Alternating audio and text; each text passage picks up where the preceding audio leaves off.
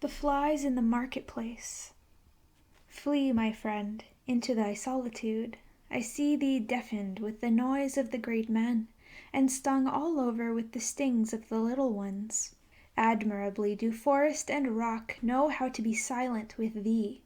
Resemble again the tree which thou lovest, the broad-branched one.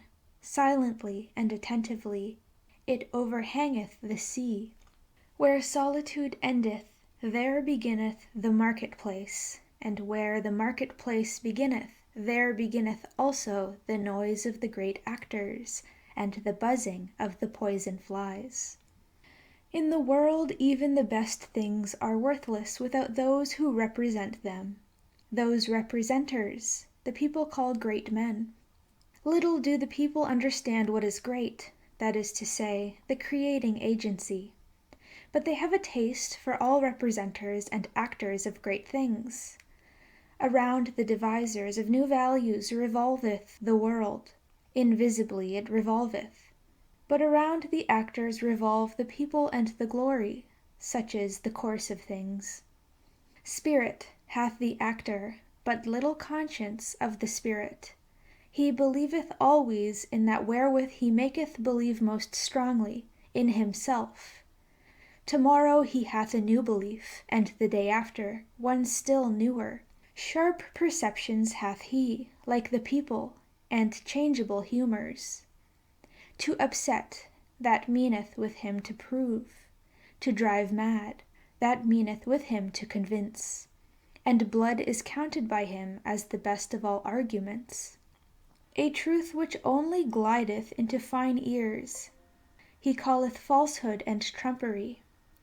Verily, he believeth only in gods that make a great noise in the world. Full of clattering buffoons is the marketplace, and the people glory in their great men. These are for them the masters of the hour. But the hour presseth them, so thy press thee.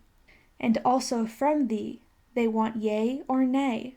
Alas, thou wouldst set thy chair betwixt for and against? On account of those absolute and impatient ones, be not jealous, thou lover of truth.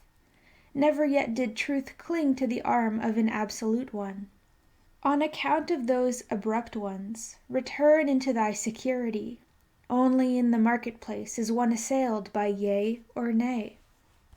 Slow is the experience of all deep fountains.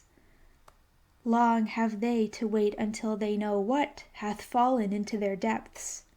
Away from the marketplace and from fame taketh place all that is great. Away from the marketplace and from fame have ever dwelt the devisers of new values. Flee, my friend, into thy solitude. I see thee stung all over by the poisonous flies. Flee thither, where a rough, strong breeze bloweth. Flee into thy solitude. Thou hast lived too closely to the small and the pitiable. Flee from their invisible vengeance. Towards thee they have nothing but vengeance. Raise no longer an arm against them. Innumerable are they, and it is not thy lot to be a fly-flap. Innumerable are the small and pitiable ones, and of many a proud structure raindrops and weeds have been the ruin. Thou art not stone, but already hast thou become hollow by the numerous drops. Thou wilt yet break and burst by the numerous drops. Exhausted I see thee by poisonous flies. Bleeding I see thee, and torn at 100 spots, and thy pride will not even upbraid. Blood they would have from thee in all innocence, blood their bloodless souls crave for, and they sting, therefore, in all innocence. But thou, profound one, thou sufferest too profoundly even from small wounds, and ere thou hadst recovered, the same poison worm crawled over thy hand. Too proud art thou to kill these sweet tooths, but take care lest it be thy fate to suffer all their poisonous injustice. They buzz around thee also with their praise. obtrusiveness is their praise. They want to be close to thy skin and thy blood. They flatter thee, as one flattereth a god or devil. They whimper before thee, as before a god or devil. What doth it come to? Flatterers are they, and whimperers, and nothing more. Often also do they show themselves to thee as amiable ones, but that hath ever been the prudence of the cowardly. Yea, the cowardly are wise. They think much about thee with their circumscribed souls. Thou art always suspected by them. Whatever is much thought about is at last thought suspicious. They punish thee for all thy virtues. They pardon thee in their inmost hearts only, for thine errors. Because thou art gentle and of upright character, thou sayest, blameless are they for their small existence. But their circumscribed souls think, blamable is all great existence. Even when thou art gentle towards them, they still feel themselves despised by thee, and they repay thy beneficence with secret maleficence. Thy silent pride is always counter to their taste. They rejoice if once thou be humble enough to be frivolous.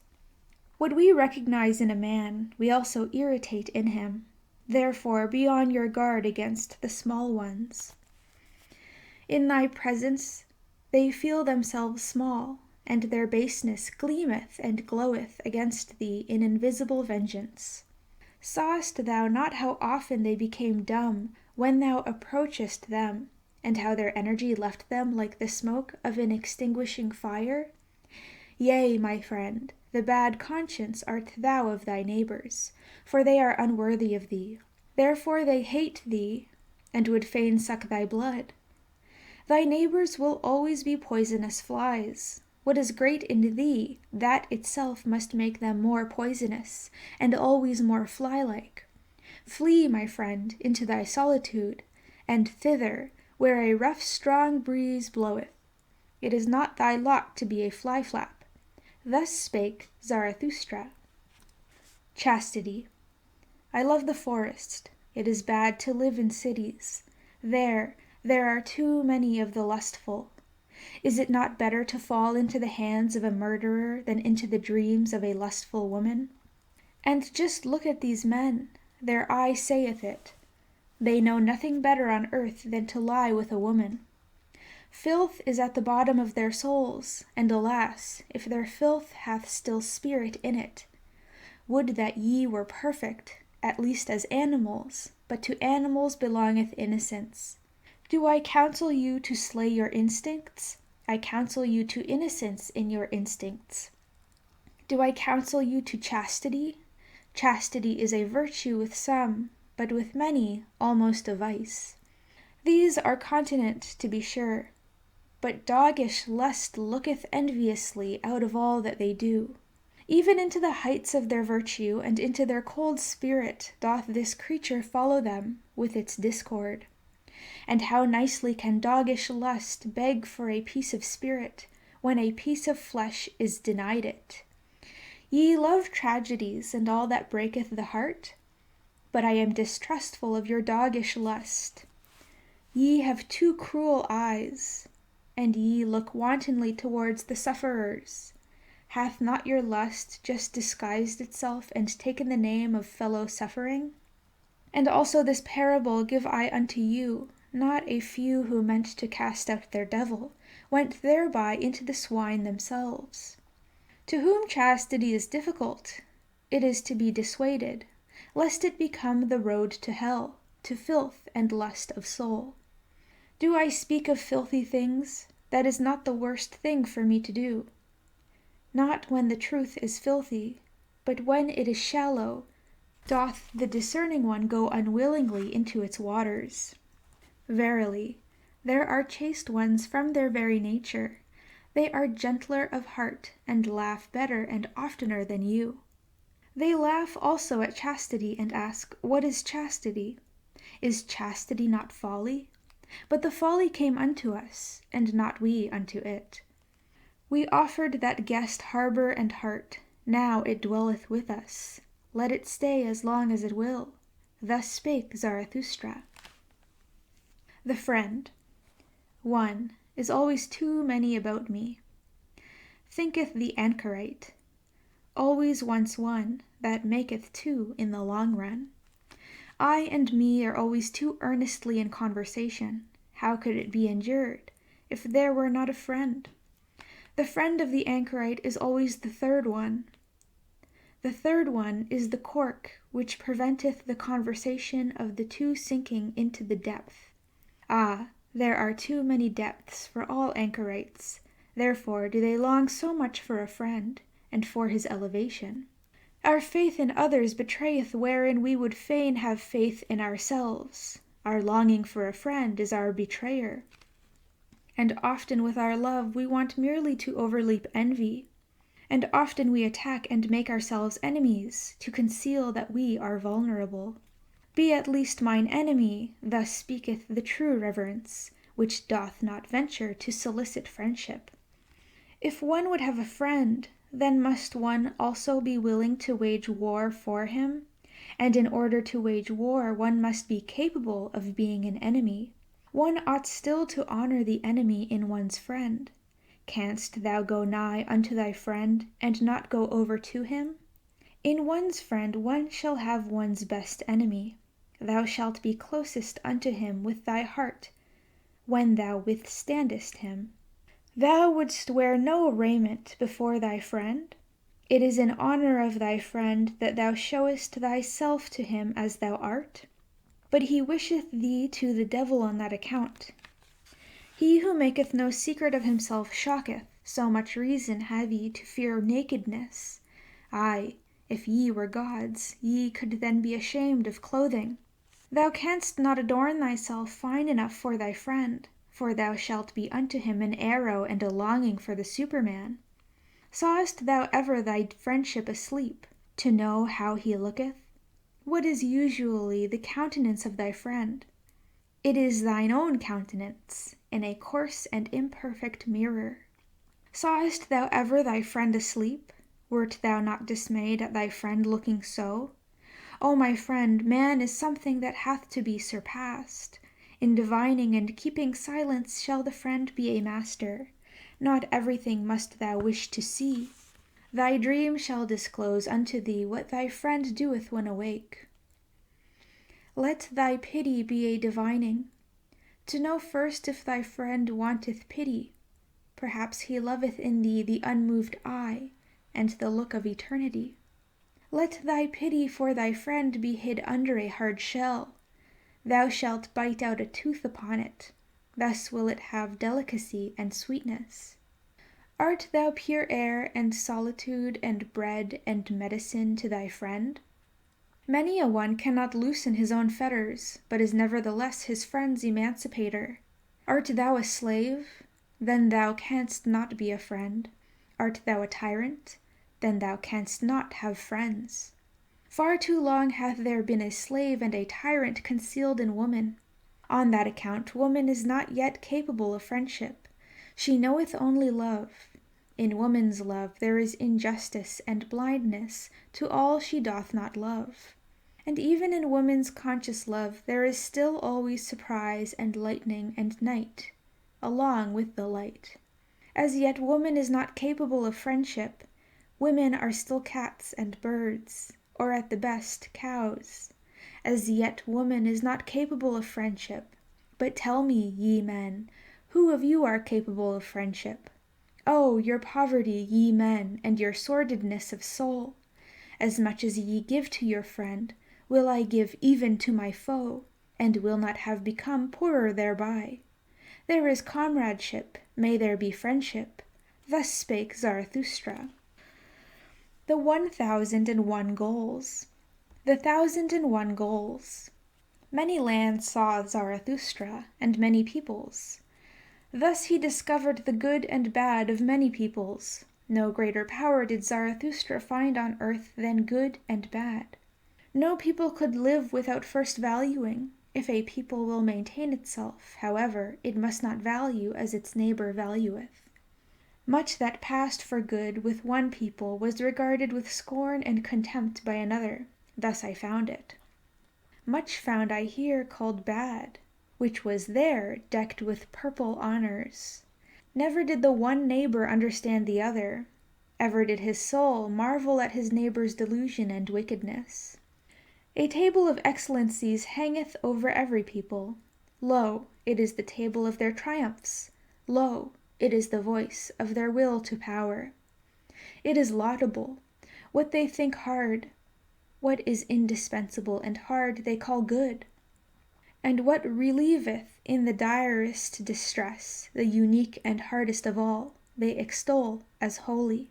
Whatever maketh them rule and conquer and shine, to the dismay and envy of their neighbors, they regard as the high and foremost thing, the test and the meaning of all else. Verily, my brother, if thou knewest but a people's need, its land, its sky, and its neighbor, then wouldst thou divine the law of its surmountings, and why it climbeth up that ladder to its hope. Always shalt thou be the foremost and prominent above others. No one shall thy jealous soul love except a friend. That made the soul of a Greek thrill, thereby went he his way to greatness. To speak truth and be skillful with bow and arrow, so seemed it alike pleasing and hard to the people from whom cometh my name, the name which is alike pleasing and hard to me. To honor father and mother, and from the root of the soul to do their will, this table of surmounting hung another people over them, and became powerful and permanent thereby. To have fidelity, and for the sake of fidelity to risk honor and blood, even in evil and dangerous courses, teaching itself so, another people mastered itself, and thus mastering itself became pregnant and heavy with great hopes. Verily, men have given unto themselves all their good and bad. Verily, they took it not, they found it not, it came not unto them as a voice from heaven. Values did man only assign to things in order to maintain himself. He created only the significance of things, a human significance. Therefore calleth he himself man, that is, the valuator. Valuing is creating. Hear it, ye creating ones. Valuation itself is the treasure and jewel of the valued things. Through valuation only is there value, and without valuation the nut of existence would be hollow. Hear it, ye creating ones. Change of values, that is, change of the creating ones, always doth he destroy who hath to be a creator. Creating ones were first of all peoples, and only in late times individuals. Verily, the individual himself is still the latest creation. Peoples once hung over them tables of the good. Love which would rule and love which would obey created for themselves such tables. Older is the pleasure in the herd than the pleasure in the ego. And as long as the good conscience is for the herd, the bad conscience only saith ego. Verily, the crafty ego, the loveless one, that seeketh its advantage in the advantage of many, it is not the origin of the herd, but its ruin. Loving ones was it always, and creating ones, that created good and bad. Fire of love gloweth in the names of all the virtues, and fire of wrath. Many lands saw Zarathustra, and many peoples. No greater power did Zarathustra find on earth than the creations of the loving ones, good and bad are they called. Verily, a prodigy is this power of praising and blaming. Tell me, ye brethren, who will master it for me? Who will put a fetter upon the 1,000 necks of this animal? 1,000 goals have there been hitherto, for 1,000 peoples have there been. Only the fetter for the 1,000 necks is still lacking. There is lacking the one goal. As yet humanity hath not a goal. But pray tell me, my brethren, if the goal of humanity be still lacking, is there not also still lacking humanity itself? Thus spake Zarathustra. Neighbor love. Ye crowd around your neighbor, and have fine words for it. But I say unto you, your neighbor love is your bad love of yourselves. Ye flee unto your neighbor from yourselves, and would fain make a virtue thereof, but I fathom your unselfishness. The thou is older than the I, the thou hath been consecrated, but not yet the I. So man presseth nigh unto his neighbor. Do I advise you to neighbor love? Rather do I advise you to neighbor flight and to furthest love. Higher than love to your neighbor is love to the furthest and future ones. Higher still than love to men is love to things and phantoms. The phantom that runneth on before thee, my brother, is fairer than thou. Why dost thou not give unto it thy flesh and thy bones? But thou fearest and runnest unto thy neighbor.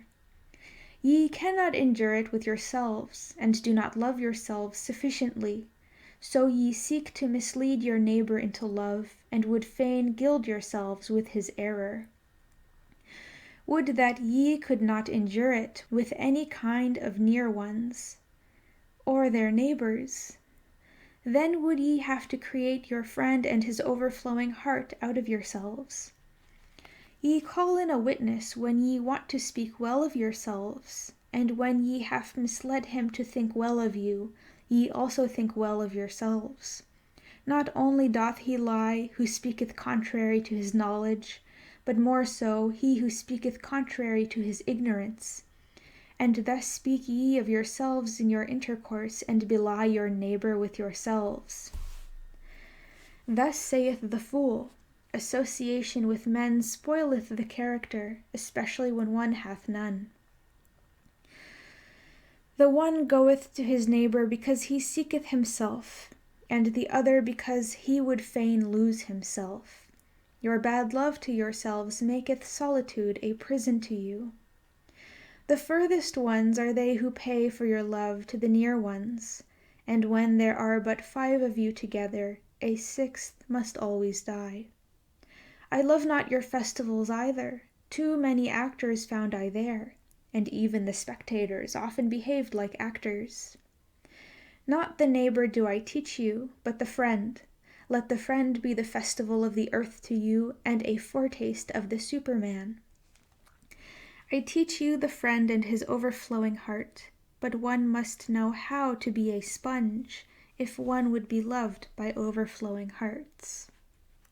I teach you the friend in whom the world standeth complete, a capsule of the good, the creating friend, who hath always a complete world to bestow. And as the world unrolled itself for him, so rolleth it together again for him in rings. And as the groweth of good through evil, as the groweth of purpose out of chance. Let the future and the furthest be the motive of thy today. In thy friend shalt thou love the Superman as thy motive. My brethren, I advise you not to neighbor love. I advise you to furthest love. Thus spake Zarathustra. The way of the creating one. Wouldst thou go into isolation, my brother? Wouldst thou seek the way unto thyself? Tarry yet a little and hearken unto me. He who seeketh may easily get lost himself. All isolation is wrong, so say the herd, and long didst thou belong to the herd. The voice of the herd will still echo in thee, and when thou sayest, I have no longer a conscience in common with you, then will it be a plaint and a pain. Lo, that pain itself did the same conscience produce, and the last gleam of that conscience still gloweth on thine affliction. But thou wouldst go the way of thine affliction, which is the way unto thyself? Then show me thine authority and thy strength to do so. Art thou a new strength and a new authority, a first motion, a self-rolling wheel? Canst thou also compel stars to revolve around thee? Alas, there is so much lusting for loftiness. There are so many convulsions of the ambitions. Show me that thou art not a lusting and ambitious one.